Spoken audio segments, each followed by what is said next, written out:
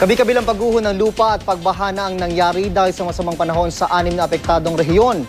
Ayon po sa NDRRMC, nasa 4 na po na ang naitalang namatay. May ulat on the spot si Jay Sabale.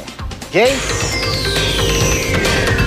Patuloy ang pagmamonitor ng mga otoridad kay Tropical Depression Agaton na nakakapekto ngayon sa Mindanao.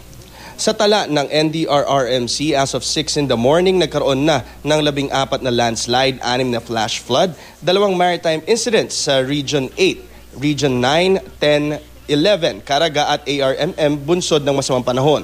Nasa 40 katao na ang namatay, 65 ang nasaktan at 5 ang nawawala.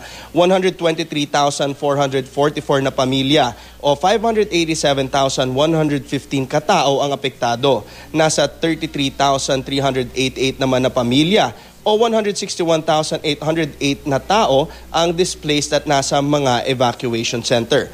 Dahil sa ulan at landslide, 52 na kalsada at 21 na tulay ang di pa rin madaanan sa Region 7, 10, 11 at Caraga. Umapaw naman ang Saug River sa Asuncion at Libugabon River sa Kapalong, Davao del Norte.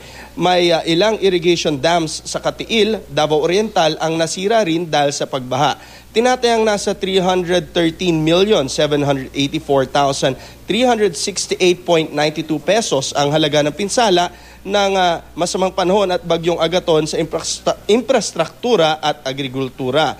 Ayon sa Pag-asa, moderate to heavy rains na may pabugso-bugsong hangin ang mararanasan sa Caraga at Davao Region bunsod ng bagyo. Mababa raw ang posibilidad nitong maging tropical storm at maaring maging LPA muli sa mga susunod na araw. Nakapag-record po tayo ng pinakamababang temperatura na nasa 17.5 degrees Celsius. Ito po ay nangyari nung alas 2 ng madaling araw.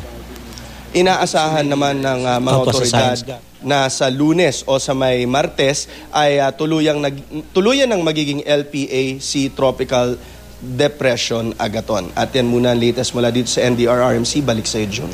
Maraming salamat, Jay Sabale.